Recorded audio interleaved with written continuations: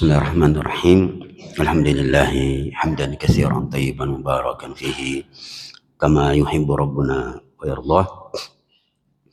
Wassalatu wassalamu ala man la nabiyya ba'da wa ala alihi wa sahbihi wa man walah. Yaqulu rabbuna tabaraka wa ta'ala fi muhkamit tanzil wa huwa asdaqul qailin. Ba'da a'udzu billahi minasyaitonir rajim.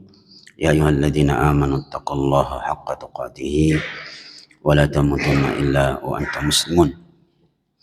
Allahumma salli ala Muhammadin wa ala alihi wa sahbihi wa sallam. Allahumma 'allimna bima yanfa'una wa anfa'na bima 'allamtana wa zidna ilman warzuqna fahman. Assalamualaikum warahmatullahi wabarakatuh. Alhamdulillah, Bapak Ibu jamaah subuh yang berbahagia, kita selalu dan akan senantiasa mengucapkan syukur dengan kalimat hamdalah sebagai bentuk pengakuan kita akan nikmat Allah yang sangat banyak tercurah kepada kita sekalian. Juga tentu kita tidak lupa untuk bersalawat kepada Nabi kita, Nabi besar Muhammad sallallahu alaihi wasallam. Bapak Ibu jamaah sekalian, kita lanjutkan pelajaran kita di surah Ad-Duha.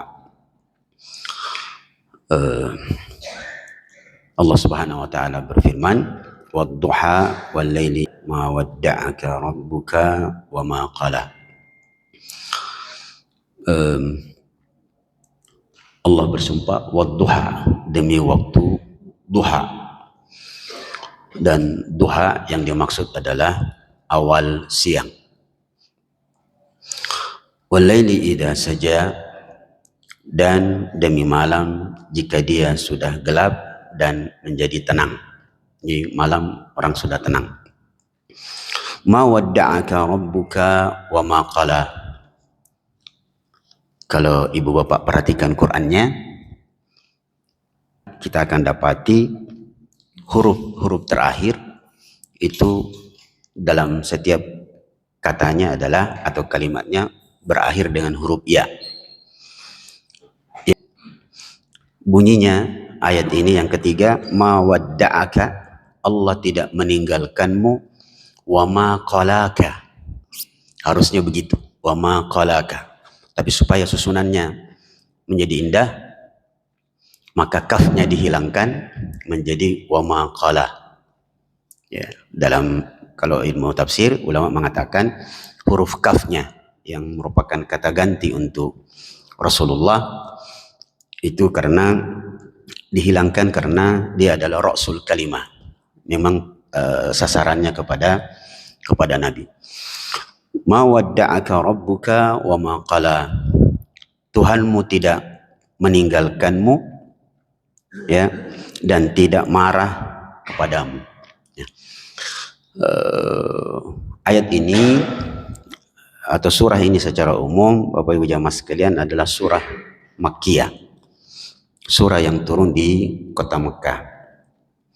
Beberapa penjelasan ulama tentang sababun nuzulnya adalah bahwa Nabi sallallahu alaihi wasallam menanti turunnya wahyu. Dalam riwayat yang sahih bahwa ishtaka Rasulullah sallallahu alaihi wasallam fala taqum wala yaqum lailatain au thalatha ayyam. Rasulullah agak lemas, ya, sehingga beliau tidak sempat bangun 2 malam atau 3 malam. Dan itu bertepatan dengan wahyu atau Jibril tidak datang beberapa hari. Disebutkan sampai riwayat yang paling banyak mengatakan 40 hari. Ya. Wahyu tidak turun. Sampai-sampai orang-orang Quraisy, orang Arab Quraisy mengatakan, orang kafir Quraisy mengatakan, kalau bahasa kita, kedong, pace Muhammad. Tidak datang wahyu sama dia, ditinggal kami sama Jibril, Tuhannya telah meninggalkannya. Dalam riwayat yang lain, satu di antara orang kafir Quraisy itu adalah istrinya Abu Lahab. Istrinya Abu Lahab bernama Ummu Jamil. Makanya eh, ibu bapak kalau baca surah Al-Lahab itu tidak disebut namanya, tabbat yada abi lahabin wa mra'atuhu, istrinya tidak disebut namanya. Kenapa? Karena namanya istrinya Abu Lahab bagus sekali, Ummu Jamil, ibu orang yang cantik. Sengaja tidak disebut namanya karena wajahnya cantik, memang namanya juga cantik, tapi akhlaknya tidak cantik. Nah, bilang anak muda sekarang cantik doang, ya, ya. Tak disebut. Ah, Ummu Jamil ini istrinya Abu Lahab bilang, ma ara anna syaitanaka qad wadda'aka, ai bacca setanmu Muhammad. Jadi dia bilang Jibril itu disebut setan oleh Ummu Jamil, saking kasarnya mulutnya, padahal namanya Ummu Jamil. Ya, setanmu telah meninggalkanmu. Akhirnya Nabi makin sedih karena setelah itu masih lama turunnya wahyu dari Allah Subhanahu wa taala lewat Jibril. Disebutkan salah satu sebabnya, dan ini sebab yang sangat masyhur, adalah bahwa Nabi sallallahu alaihi wasallam dalam penantian menunggu Jibril bawa wahyu, akhirnya beliau menyuruh Khawlah, ada seorang wanita Khawlah yang biasa membantu Rasulullah sallallahu alaihi wasallam, suruh nyapu-nyapu rumah. Ternyata setelah rumah disapu, didapatilah ada anjing kecil yang mati di kolong ranjang. Nah, ternyata disebutkan itu salah satu sebab Jibril tidak mau masuk. Nah, ini sebab yang disebut sebagai sebabun nuzul yang sangat masyhur. Tetapi yang paling kuat adalah bahwa memang Nabi sallallahu alaihi wasallam itu lama menunggu ya wahyu dari Allah Subhanahu wa taala, sampai-sampai dikatakan ada sebab lain, yaitu pernah Nabi ditanya oleh orang kafir 3 hal. Tapi ini juga lemah karena dia sebenarnya berhubungan dengan surah Al-Kahfi.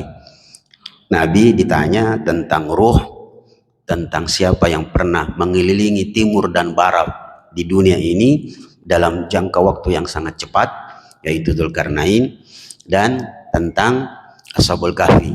Nah, Rasulullah melakukan kesalahan ketika ditanya itu oleh orang-orang Yahudi. Yahudi minta kepada orang Quraisy, coba tanya Muhammad, kalau dia bisa jawab itu berarti dia Nabi. Ditanyalah Rasulullah, apa itu ruh?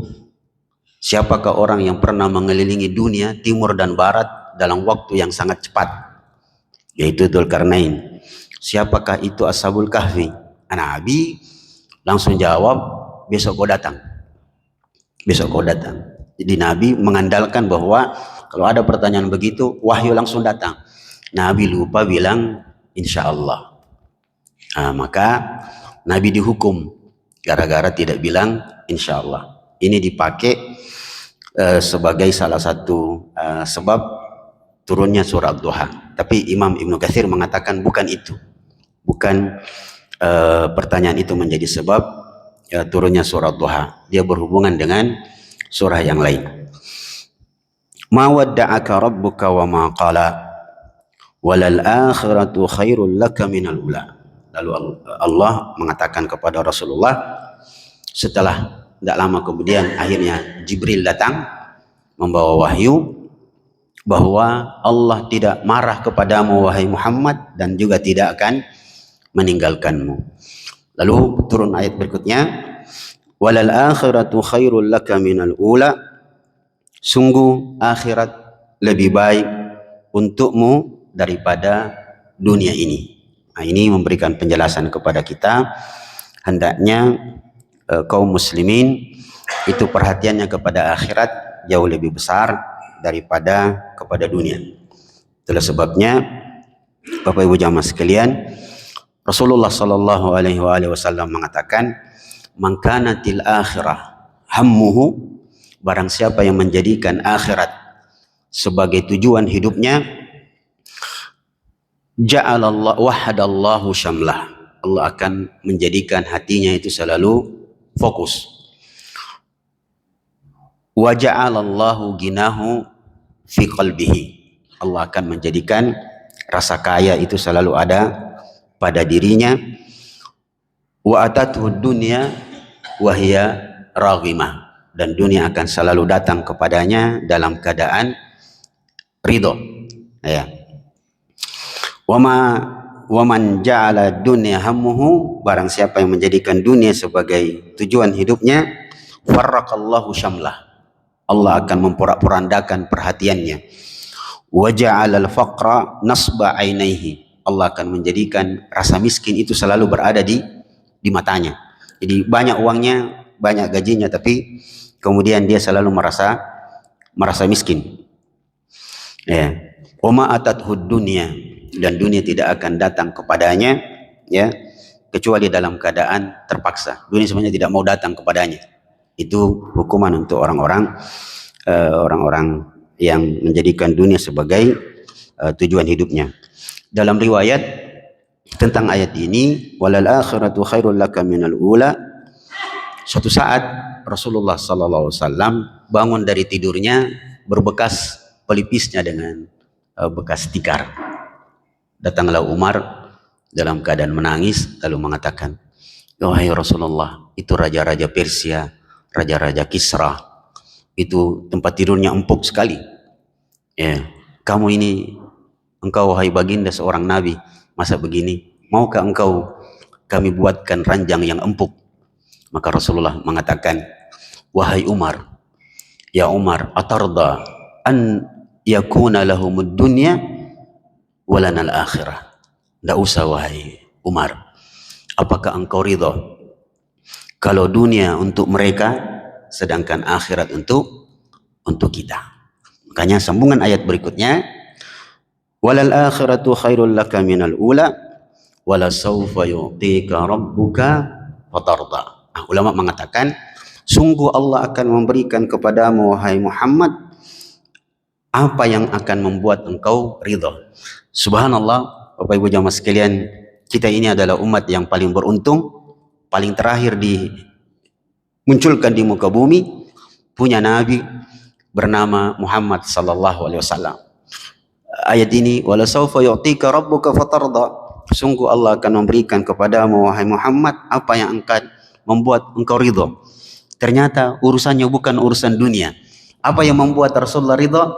Bapak Ibu jamaah sekalian, ulama mengatakan yang membuat Rasulullah SAW ridha karena nanti beliau akan diberikan telaga di syurga yang kita kenal dengan telaga Al-Kautsar, yang Rasulullah SAW mengatakan, ana faratuka fil jannah, saya akan menanti kalian di syurga di sebuah telaga.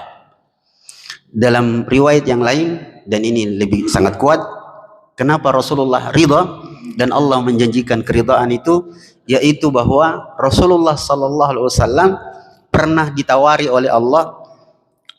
Beliau mengatakan, Allah menawariku untuk sepertiga umatku masuk surga. Lalu saya mengatakan, kasihan umatku, saya tidak mau ya Allah, saya belum ridha kalau cuma sepertiganya. Lalu Allah mengatakan, fa kaifa bi thulutsaihi, bagaimana pendapatmu wahai Muhammad kalau 2/3 umatmu masuk surga? Rasulullah mengatakan, saya tidak senang, saya belum ridha ya Allah. Dalam riwayat Allah tersenyum lalu mengatakan, kalau pakai bahasa Makassar, Bapak Ibu, apa jiroknu Muhammad, apa mau muka, ya, sampai 2/3 umatmu kau belum ridha. Rasulullah mengatakan, saya akan ridha wahai Allah kalau semua umatku masuk surga. Maka Allah mengatakan, wala kadzalik, itu untukmu dan saya ridha untuknya. Ya, maka Rasulullah mengatakan, kalau itu saya ridha ya Allah. Maka Rasulullah SAW adalah nabi yang sangat perhatian kepada umatnya, sampai-sampai Allah menyebutkan sifat beliau dalam ujung surah At-Taubah, laqad ja'akum rasulun min anfusikum azizun 'alaikum, seterusnya. Ini satu nikmat yang besar yang Allah Subhanahu wa taala berikan kepada kita. Satu ayat lagi. Nanti kita pindah mundur ke tentang tentang salat duha yang kita bahas kemarin. Alam yajidka yatiman fa'awa. Setelah Allah ridha, Allah kemudian pindah ke masalah lain. Tapi dalam satu surah Allah mengatakan, wahai Muhammad, bukankah Allah mendapatimu dulu dalam keadaan yatim? Ayat ini kata para ulama adalah teguran untuk kita, bahwa memelihara anak yatim itu pahalanya sangat besar. Memperhatikan anak yatim itu pahalanya sangat besar. Sampai-sampai Rasulullah mengatakan, ana wa kafilul yatim kahataini fil jannah. Rasulullah memberikan isyarat, saya nanti dengan pembina, penyantun, pengasuh anak yatim, kedudukannya di surga seperti ini, sangat dekat. Jadi pemelihara anak yatim sangat besar kedudukannya dan tinggi kedudukannya di surga nanti bersama Rasulullah SAW. Nah, tentang anak yatim, 2 poin, Bapak Ibu jamaah sekalian, izinkan saya 10 menit ke depan nanti menyelesaikan. Yang pertama, yang perlu kita pahami tentang yatim, yaitu definisinya. Definisi anak yatim ini yang disalahpahami oleh orang Indonesia. Yang benar adalah definisi anak yatim adalah man mata abuhu wa huwa sagir. Anak yatim itu disebut anak yatim siapa saja yang meninggal bapaknya dan dia masih kecil. Itu namanya anak yatim. Cuma di Indonesia biar sudah tua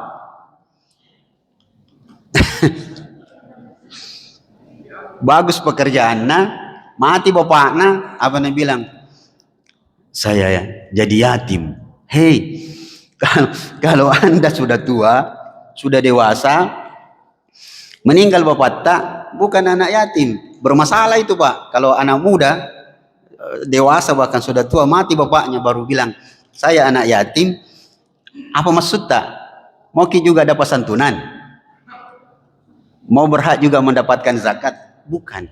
Yatim itu adalah siapa saja yang meninggal dunia bapaknya dan dia belum balik, dia masih kecil, itu namanya yatim. Ya, ini definisinya.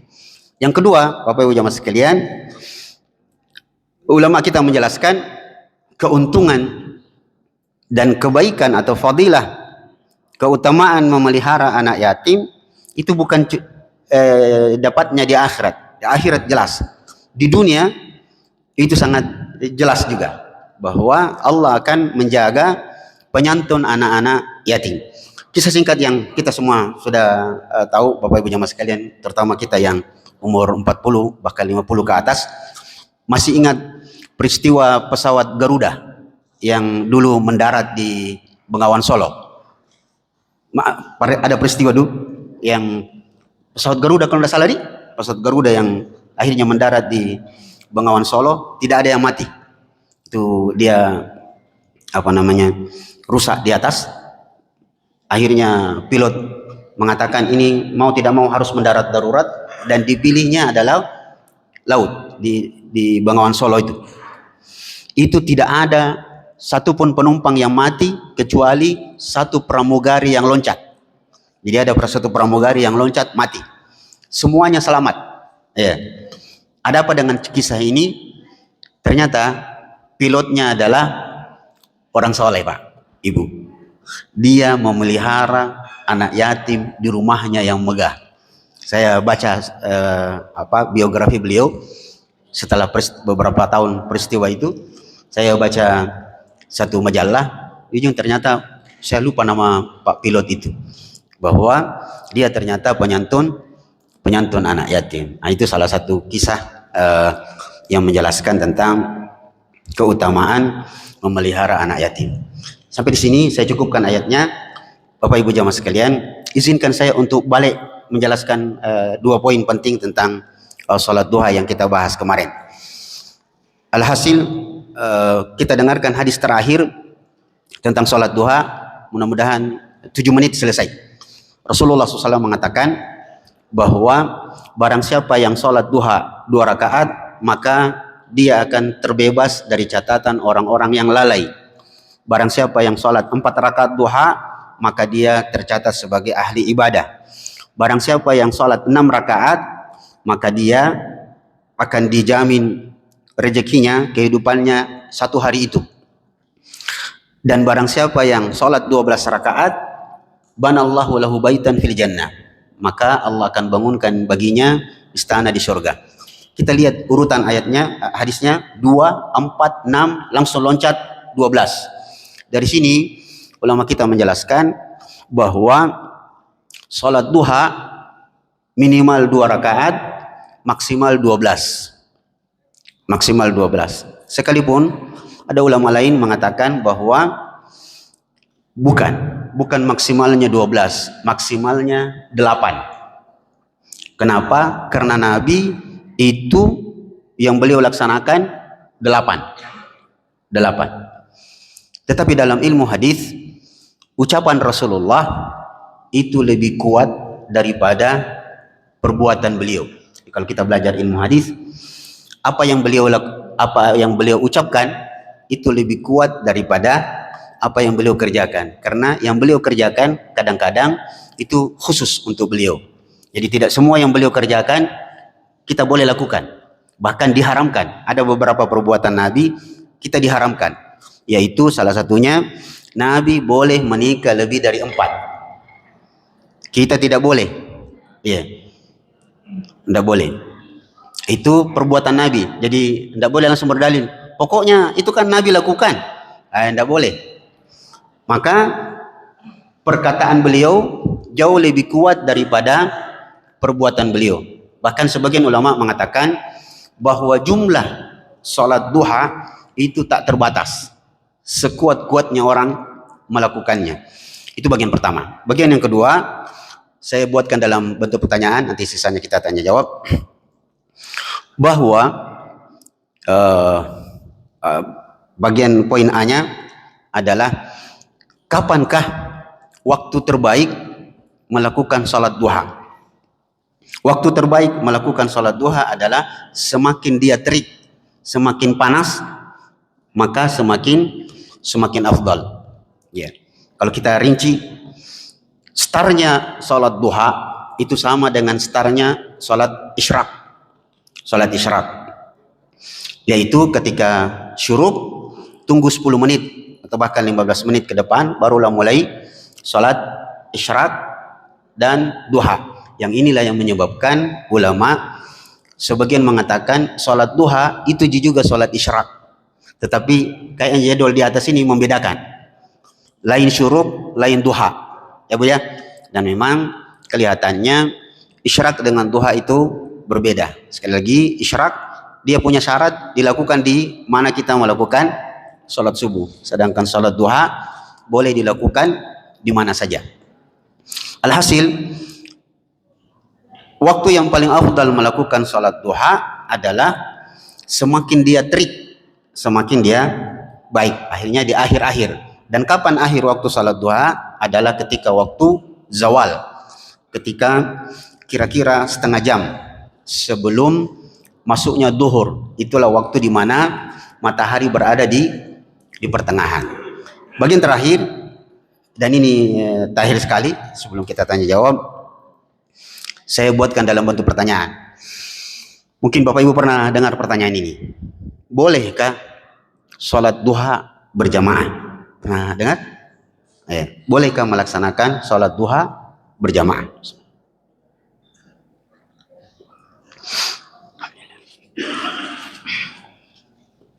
Untuk menjawab ini, ulama terbagi 2, memberikan 2 jawaban yang berbeda. Yang pertama mengatakan sholat duha tidak boleh dilakukan berjamaah. Kenapa? Ini pendapat pertama. Kenapa? Karena hukum asalnya sholat sunnah itu dilakukan sendiri-sendiri. Hukum asal. Jadi selalu Pak kita belajar hukum asal. hukum asalnya sholat sunnah itu dilakukan sendiri-sendiri. Yang salah satu hikmahnya, dia akan lebih menjaga keikhlasan dan kekhusyuan. Maka semua sholat sunnah yang tidak disyariatkan atau dicontohkan berjamaah tidak boleh berjamaah. Ada sholat sunnah yang memang disyariatkan berjamaah, sholat Idul Fitri, Idul Adha, sholat istisqa, sholat gerhana, baik gerhana bulan atau gerhana matahari, sholat jenazah, maka itu disunnahkan, bahkan disuruh berjamaah. Selain itu tidak boleh. Itu pendapat pertama, karena kembali ke hukum asal, bahwa hukum asal semua sholat sunnah dilakukan sendiri-sendiri. Pendapat yang kedua mengatakan boleh melakukan sholat sunnah yang tidak dicontohkan berjamaah, dilakukan berjamaah. Salah satunya sholat duha. Apatah lagi jika sholat seperti sholat duha ini dilakukan atau dimaksudkan untuk bentuk pengajaran, dalam bentuk pendidikan anak-anak di sekolah, ya, maka daripada berkeliaran ini anak-anak, disuruh masuk di masjid dipimpin oleh seorang imam, boleh. Nah, sekarang apa dalilnya? Nah, ini Pak, sekarang kalau kita menjelaskan masalah agama, orang akan menuntut dalil. Yang sembarang bicara Ustaz, tidak ada dalilmu, ya. Dalilnya adalah belum menjelaskan ada dua hadis yang kejadiannya sama tapi tempatnya berbeda. Yang pertama adalah hadis tentang, kayaknya ini di Sahih Bukhari Pak, mamanya Anas bin Malik. Jadi ada sahabat namanya Anas bin Malik yang sering membantu Rasulullah di rumahnya. Mamanya Anas bin Malik mengundang Rasulullah untuk makan siang di rumahnya. Makan siang. Jadi undangan makan siang itu sudah dari dulu, bahkan zaman Nabi ada. Ya. Jadi undang-undang orang makan siang bagus Pak. Ya. Akhirnya Nabi berangkat. Dalam riwayat Nabi bilang sama Anas, kasih tahu Mamatta, boleh ndak saya bawa teman? Dari sini memberikan petunjuk bahwa jangan menghadiri sebuah undangan, terutama undangan makan, kalau tidak diundang. Kalau tidak diundang, jangan datang. Jangan datang. Dan boleh mengajak orang, tapi minta izin dulu. Jangan, ada undangan di sana, tidak diundang. Ikut moko, saya ikuti, tidak boleh. Nabi saja minta izin, boleh tidak saya bawa? Ternyata hikmahnya besar, karena jangan sampai dia tuan rumah kasihan cuma siapkan 50 porsi, yang datang 100, balas merah mukanya orang. Apalagi kita tahu biasanya yang datang tidak diundang itu ada deh bumbungnya pernah Gunung Semeru. Alhasil nanti stressingnya adalah Nabi diizinkan bawa teman. Datanglah beliau dengan sahabatnya. Setelah duduk, Nabi berdiri. Setelah disiapkan duduk begitu, ketemu sama tuan rumah, Nabi bilang, kum safis sufuf, berdirilah, kita sholat sunnah. Di situ menjadi dalil bahwa Nabi melakukan sholat sunnah berjamaah dan di rumah orang. Dalam riwayat yang lain, dan di sini persis perbuatannya, tapi ada teks yang berbeda dan ada pelajarannya, Bapak Ibu. Nabi diundang oleh seorang sahabat. Kalau tadi ibunya Anas, yang kedua seorang sahabat, minta maaf saya lupa namanya. Datanglah Nabi dengan beberapa sahabat. Sampai di rumahnya, di rumah tuan rumah itu, sahibul hajah, Nabi bertanya kepada tuan rumah.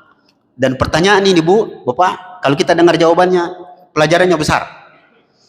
Rasulullah mengatakan, wahai sahabatku, di sudut manakah dari rumahmu ini kau suka saya sholat?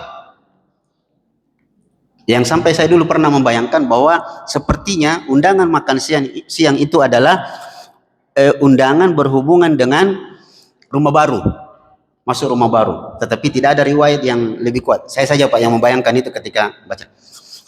Sahabat itu bilang, ya di sini. Beliau menunjuk dekat ruang tamu. Menunjuk ruang tamu, di sini bagus kita sholat Nabi. Syekh Shalih Al-Munajjid mengatakan bahwa hadis itu ulama mentakwilnya bahwa dia menjadi dalil bolehnya Bapak Ibu menentukan satu sudut di rumah menjadi musola. Boleh. Apalagi kalau rumah tak besar, bikin musola dalam rumah boleh. Atau rumah yang sederhana tapi kita mau menentukan bahwa di sini tempat saya sholat berjamaah dengan keluarga saya. Boleh di situ. Ya. Jadi Nabi bilang di sudut mana.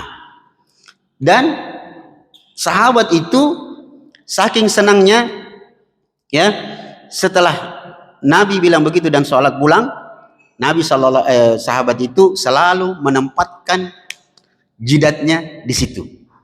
Sholat, sebab mengambil bekas Nabi itu sesuatu yang sangat afdal. Itulah sebabnya Bapak Ibu izinkan saya putar sedikit. Bapak Ibu rata-rata sudah pernah haji atau umroh ya. Kalau Ibu masuk di Masjid Nabawi, ada satu tempat yang lebih mulia, lebih baik daripada Masjid Nabawi secara umum, yaitu Raudhah. Tapi ada satu bagian di Raudhah itu yang banyak tidak jelaskan orang, bahwa ada satu tempat di Raudhah itu adalah tempat yang alhamdulillah sekarang diperebutkan orang, tapi masih banyak yang tidak tahu, yaitu tiang Aisyah. Ada satu tiang, Ibu kalau Ibu masuk ke Raudhah, Bapak nanti kalau umroh, Ibu masuk umroh, masuk di Raudhah, dan sekarang sudah bagus, orang tidak terlalu berebutan, sebab pakai aplikasi masuk, pakai nusuk. Kalau masuk di Raudhah, semua tiang yang ada di Raudhah itu tidak ada tulisannya, kecuali satu, yaitu tiang Aisyah yang berada di tengah antara mimbar dengan rumah Nabi. Kecuali yang di dekat kubur Nabi itu yang ada beberapa tulisan nama. Satu-satunya tiang. Persis ini Pak, persis ini modelnya. Kita masuk di Raudhah, saya bayangkan yang Raudhah itu tidak terlalu besar. Ada tiang, satu-satunya tiang yang ada tulisannya adalah tiang Aisyah. Ibu masuk, lihat ada tulisan di situ di tiang itu Aisyah. Dan sekarang sudah ditaruh sutra. Nah, ternyata sekarang imam memimpin sholat di situ. Itu adalah tiang yang paling makbul, paling afdal, mustajab berdoa di situ. Kenapa? Dulu Aisyah sepeninggal Nabi selalu sholat di situ, makanya dinamakan tiang Aisyah. Tapi sembunyi-sembunyi Aisyah di situ. Tengah malam datang Zubair, ponakannya. Dia bilang, "Bibi, kenapa tante? Kenapa selalu di situ?" Dia bilang, "Inilah tempat di mana Nabi selalu sujud. Maka saya ingin menempatkan jidat saya sujud di tempat di mana Nabi selalu menempatkan jidatnya." Itulah tempat yang paling afdal. Nah, begitu juga ya keadaan rumah sahabat itu. Nah, alhasil di rumah itu Nabi juga berdiri membuat shaf dengan para sahabat. Itulah dua dalil yang sangat sederhana memberikan petunjuk bahwa boleh melakukan sholat sunnah berjamaah, tetapi hendaknya sekali-sekali saja. Sekali-sekali. Jadi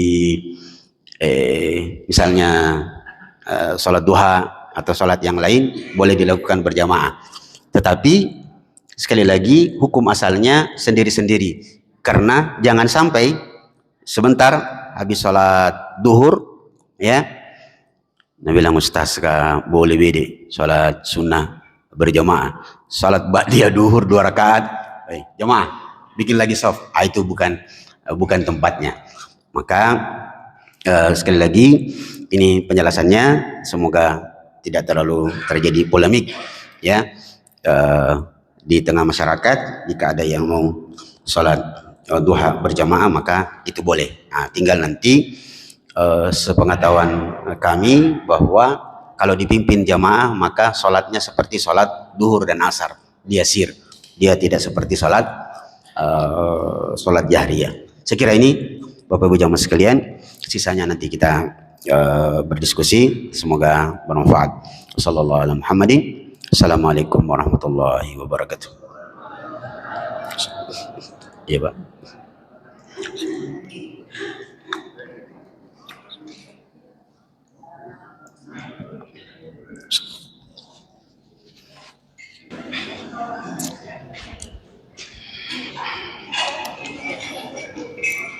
Iya Pak. Assalamualaikum warahmatullahi wabarakatuh. Waalaikumsalam. Tadi Ustaz membincangkan masalah anak yatim.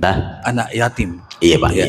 Apakah itu anak yatim dari pihak keluarga maupun anak yatim dari orang lain? Iya Pak.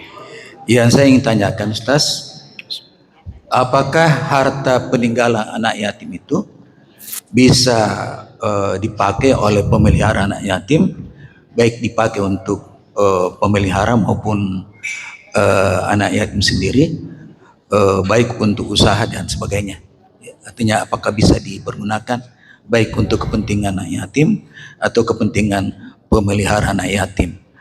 Yang kedua, misalnya anak yatim itu seorang perempuan, kemudian pemelihara anak yatim ini suatu saat dia menjadi duda dan anak yatim itu sudah dewasa, apakah pemelihara anak yatim tadi yang duda boleh menikahi anak yatim yang perempuan tadi yang sudah dewasa? Demikian. Assalamualaikum warahmatullahi wabarakatuh. Waalaikumsalam warahmatullahi wabarakatuh. Pak Imam bisa bantu saya ayat yang kayaknya di surah An-Nisa yang Allah Subhanahu wa taala memberikan penjelasan bahwa harta anak yatim itu jangan sampai pengasuhnya menzaliminya. Artinya dia makan sendiri. Itu tidak boleh. Jadi boleh harta anak yatim itu dipakai untuk memelihara mereka. Ya, sumbangan untuk anak yatim. Maka dipakai untuk membina mereka, itu boleh, memang hartanya. Oke, kalau bisa dijaga, untuk nanti sampai dia besar dewasa diberikan. Kalau harta anak yatim itu maksudnya adalah warisan dari orang tuanya. Kalau dia harta yang termasuk bagiannya dalam misalnya warisan, dipakai untuk sekolahnya dia sampai seterusnya, iya memang Pak dipakai. Yang tidak boleh adalah penyantunnya itu, pengasuhnya itu ya menggunakan harta itu untuk kepentingan pribadinya, itu tidak boleh. Memang dimanfaatkan untuk kebaikan anak yatim itu. Iya. Itu yang pertama. Yang kedua, bolehkah pengasuh anak yatim menikahi anak asuhnya? Boleh Pak, boleh. Boleh. Bahkan tidak perlu menunggu duda, dia kalau mau nikahi anak itu sudah dewasa, dia boleh. Jangankan begini Pak, saya bawa Ki keluar. Bagaimana bayangan Bapak Ibu? Ada duda punya anak laki-laki, ada janda punya anak perempuan. Janda dan duda ini menikah, boleh enggak anaknya menikah?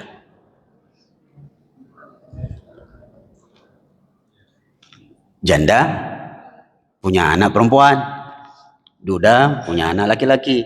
Menikahlah janda dan duda ini, tidak lama kemudian boleh tidak dikasih menikah ini anaknya sang janda dan anaknya duda? Boleh Pak, karena tidak ada hubungan darah, cuma dibilang neji anak tiri. Makanya pernah kejadian, ibu kalau mau sabar dengar kisah ini kisah nyata.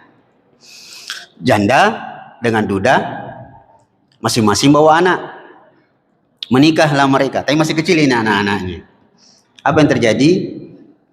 Setahun kemudian ibu janda ini melahirkan anak. Akhirnya apa yang terjadi? Sang suami pergi kerja. Anaknya sang janda, anak dulunya, dengan anaknya sang duda bersepakat membuli dan memukul adiknya. Akhirnya apa? sang ibu ini yang baru melahirkan anaknya, ya beberapa bulan kemudian dia telepon suaminya, "Bapak, tolong pulang ke rumah, ada masalah di rumah." Kata bapak, kata suaminya, "Masalah apa lagi sih?" "Ini anakmu dengan anakku mukulin anak kita." Anakmu dengan anakku mukulin anak kita. Nah, jadi boleh Pak, karena tidak ada hubungan darah, ya tidak ada hubungan pemahraman di situ. Iya Pak, boleh. Apalagi anak. Cuma memang pandangan orang yang lain. Anak kami ini, jangan kan bilang anak asuh. Sepupu saja di sebagian daerah di Sulawesi Selatan itu tidak mau dia kawini sepupunya. Saudara anu itu, sepupu. Padahal ya namanya sepupu ya sama dengan famili. Sepupu bisa dipupu, famili bisa dimiliki. Enggak masalah Pak ya, selama enggak ada, dia bukan saudara, bukan ponakan. Bahkan keponakan sepupu boleh Pak. Tapi yang terjadi terutama di Sulawesi Selatan enggak mau orang. Padahal kan terjadi antara Ali bin Abi Thalib dengan Fatimah, kan keponakan sepupu itu. Rasulullah sepupu satu kali dengan Ali. Ali menikahi anaknya sepupunya, itu kan artinya keponakan sepupu. Tapi di Sulawesi Selatan jarang ada yang mau. Apalagi kalau yang tante. Nah, pernah ada tante yang nikahi keponakan nah. Nah, itu padahal soalnya secara hukum boleh. Boleh, Pak. Iya. Allah alam. Begitu. Iya. Sudah cukup? Iya, Pak. Baik. Ada mikrofon tak? Bapak gitu.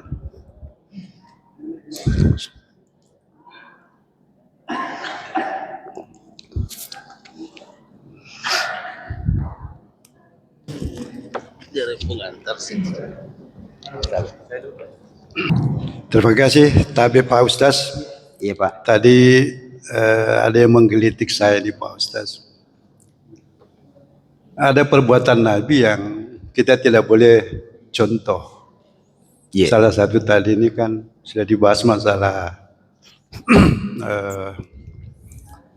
dan ini banyak dibicarakan oleh bapak-bapak ya. Oh ya. Bahkan Ustaz Dasat Latif saja mengatakan saya sebenarnya tidak takut sama istri. Iya. Cuma istri lebih berani daripada saya, dia punya maksud. Iya. Tadi dikatakan ada perbuatan Nabi yang tidak bisa dan haram kita ikuti. Iya. Ini barangkali perlu penjelasan lebih lanjut.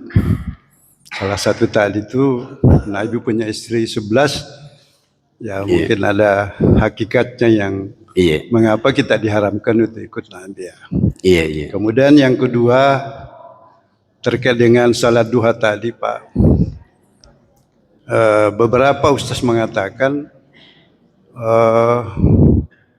duha itu yang paling afdal itu di awal waktu. Iya betul. Sementara Pak Ustaz tadi mengatakan itu pada saat matahari itu mau sudah agak panas ya, maksudnya. Ini yang sudah dua versi barangkali yang perlu. Betul Pak. Iya. Penjelasan lebih lanjut Pak. Saya kira itu saja. Terima kasih.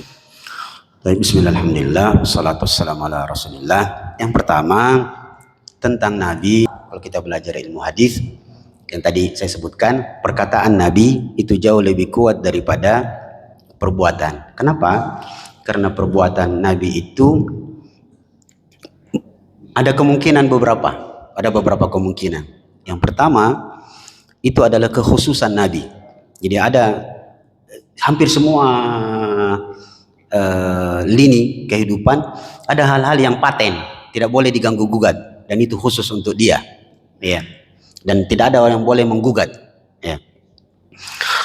Nabi boleh menikah lebih dari 4, dan itu kekhususan beliau. Umatnya cuma dikasih 4, cuma boleh 4. Nanti tinggal dipelajari apa hikmahnya. Ya. Ternyata salah satu hikmahnya adalah Nabi itu dapat jaminan langsung dari Allah. Kita manusia biasa, jangankan 4, 1 saja biasa bikin repot. Ya betul Pak? Iya. Iya. Makanya Allah dalam ayat sendiri mengatakan, "Wa illam ta'dilu." Kalau kalian tidak sanggup berbuat adil, maka cukup satu, fawahida. Jadi sekalipun ada yang takwil ayat itu, "Fankihu ma taba lakum minan nisa'i mathna wa thulatha wa ruba'." Nikahilah wanita 2, 3, 4. Ada dulu saya masih SMA, Pak. Ada seorang kiai mengatakan lewat ayat itu memberikan petunjuk bahwa hukum asal menikah langsung dua. Langsung dua. Nanti tidak adil baru dicerai satu. Ternyata yang benar bukan. Memang satu. Kalau sanggup jadi dua, dua. Tapi kalau Anda orang Sulawesi, harus tahu kaidah ini. Orang Sulawesi mengatakan, "Punna se're tommo, punna rua paganna kita lu, punna talu paganni kappa, punna barani ko." Kalau berani kok, kenapa? Langkai dulu mayatku. Begitu maksudnya. Jadi itu Pak. Contoh yang lain, bahwa dia adalah kekhususan Nabi, yaitu puasa wisal, puasa nyambung. Tidak makan dari puasa dari sejak subuh sampai maghrib. Begitu maghrib tidak ada yang bisa dimakan, maka Nabi itu lanjut terus. Tapi kita tidak boleh. Dan Nabi pernah memarahi seorang sahabat, sudah buka puasa orang, dia tidak buka. Nabi mengatakan, "Kenapa tidak buka? Tidak rusak puasanya." Orang itu mengatakan, "Saya masih kuat, masih kenyang." Nabi melarang. Jadi memang ada hal-hal khusus untuk Nabi.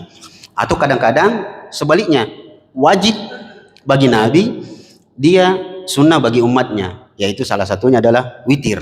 Witir itu wajib bagi Nabi, sunnah untuk kita. Untungnya sunnah, kalau wajib baik salah Pak. Jadi itu ada hikmah-hikmah di baliknya.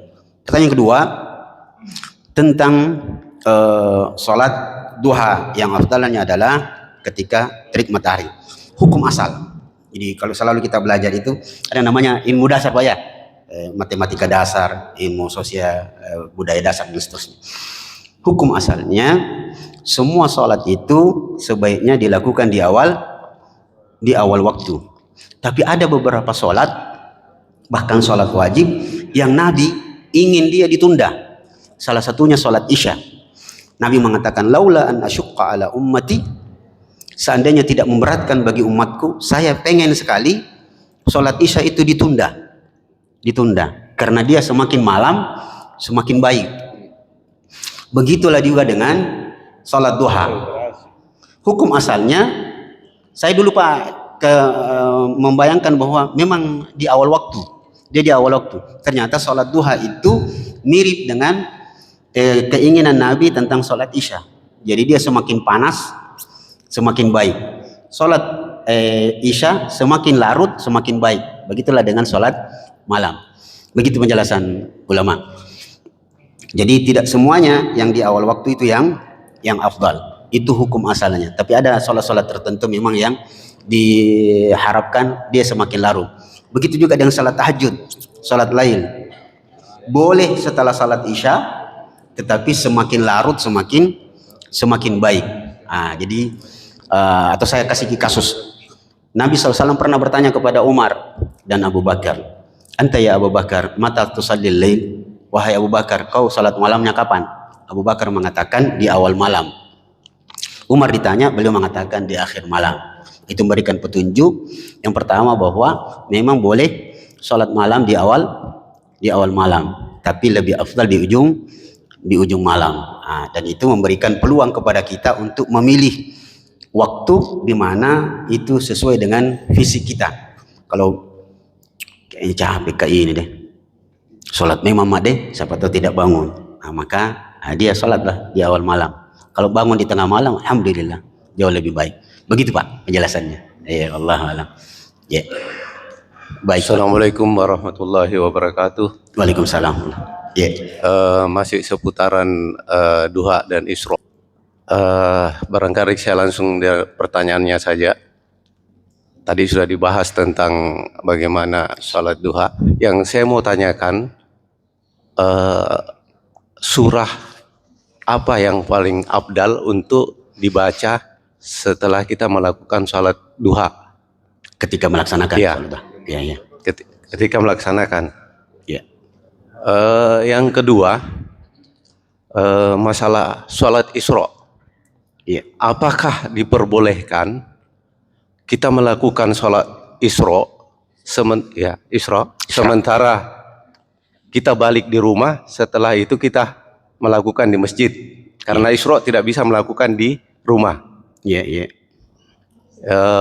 Kedua, apakah masjid Isra ini diperbolehkan melakukan sholat Isra sementara kita di masjid menunggu berbicara tentang dunia?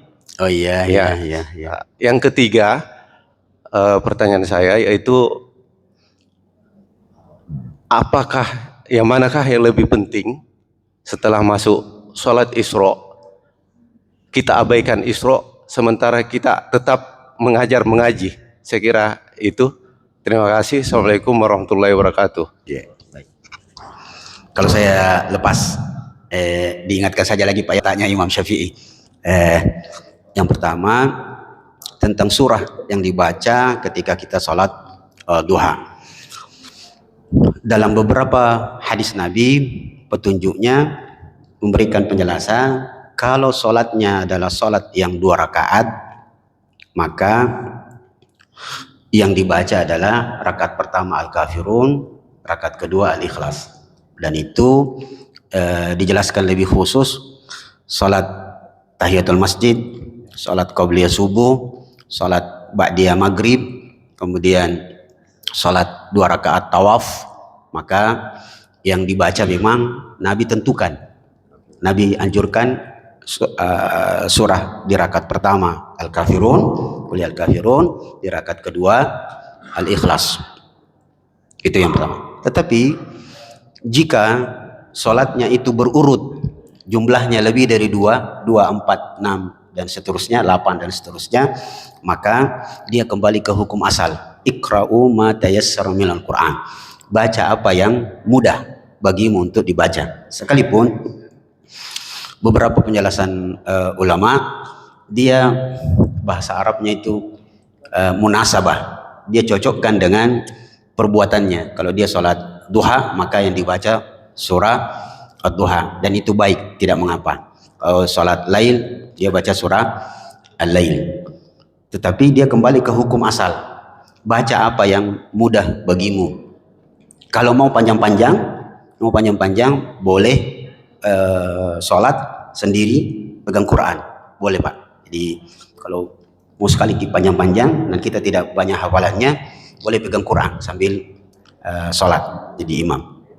Itu imam, bukan makmum. Karena yang kejadian di Ramadan, makmum juga banyak yang pegang Quran.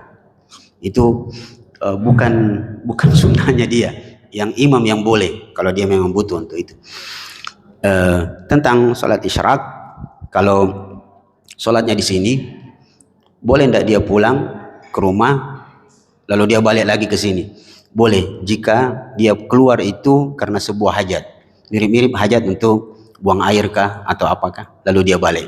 Karena memang hukum asalnya untuk laki-laki sholat isyraq itu dilakukan di tempat di mana kita berjamaah, kecuali perempuan itu memiliki kekhususan.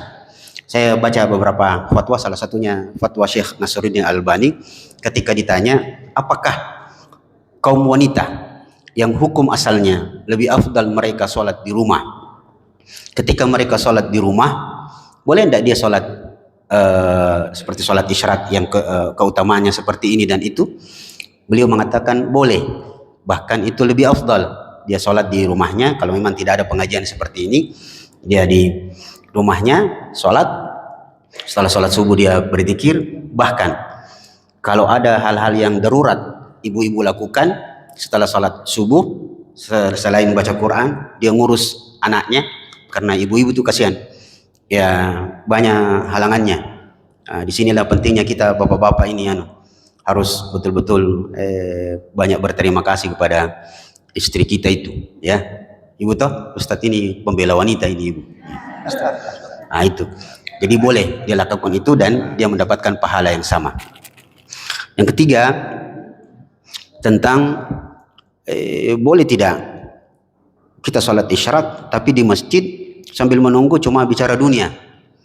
Itu menyalahi SOP, karena yang disebutkan dalam hadis itu setelah sholat subuh berzikir kemudian atau dengan baca Quran. Kalau ini ya Ustaz, pengajian itu adalah majelis zikir. Ini sementara orang berzikir. Ya, tapi saya keluar sedikit. Ada ibu-ibu memahami teks hadis tersebut dengan mengatakan bahwa tidak boleh orang sholat isyraq kalau bicara, apalagi bicaranya bicara dunia, tidak boleh. Jadi diam saja. Ini kalau ada sesuatu yang mau dilakukan antara subuh dengan isyraq, itu salah paham. Mirip sekali dengan kesalahpahaman perlakuan kita ketika memandikan jenazah. Ada beberapa bapak-bapak yang sudah sepuh ketika memandikan jenazah salah paham dengan hadis berikut ini. Ini pendekatan Nabi dalam saya lupa, bahwa jika kalian memandikan jenazah maka janganlah kalian berbicara. Padahal maksudnya berbicara itu artinya menyebutkan aibnya orang itu di luar, bukan berbicara di situ. Akhirnya pemandi jenazah itu Pak, dan rata-rata tidak mau pakai sabun cair, tidak mau. Dia pakai sabun batangan. Ya patah-patah itu pecah-pecah itu, potong-potong itu sabun, lalu bekas.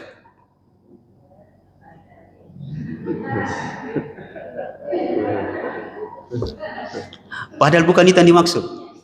Yang dimaksud dilarang berbicara tentang jenazah adalah berbicara tentang aibnya. Jangan Anda ketika memandikan jenazah ada aib yang Anda lihat, Anda ceritakan di luar. Itu yang dimaksud. Jadi secara khusus memang tidak elok menanti antara subuh dengan waktu syuruk lalu cerita-cerita dunia saja.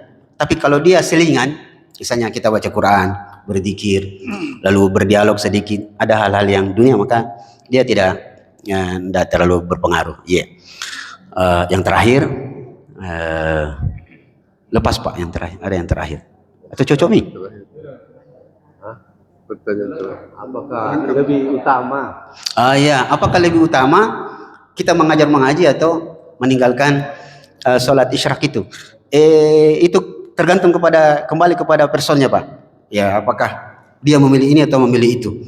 Karena dia hukum asalnya sunnah, dan sunnah itu orang punya hak untuk memilih. Ya, hanya saja kadang-kadang ulama memberikan penjelasan, yang ini lebih afdal atau yang itu lebih afdal. Kalau kelihatannya, maka dia sebaiknya manfaatkan waktunya untuk sholat isyraq, atau dia sholat duha lalu mengajar, atau dia tunda untuk dia tidak sholat isyraq. Misalnya bagi yang memisahkan antara isyraq dengan duha, dia mengaji, nanti agak panas-panas, lalu dia setelah mengajar dia sholat duha. Begitu saya kira Pak, sudah panas kayaknya. Ya baik. Kita tutup majelis kita berdoa semoga apa yang kita lakukan hari ini mendapatkan kebaikan dari Allah, dan tentu semoga Allah selalu memberkahi kehidupan kita, apalagi kita berada di hari yang penuh berkah, hari Jumat seperti ini. Mohon maaf jika ada yang salah. Semoga Allah selalu memaafkan kita sekalian. Wassallallahu ala Muhammadin wa ala alihi wa sahbihi wasallam. Assalamualaikum warahmatullahi wabarakatuh.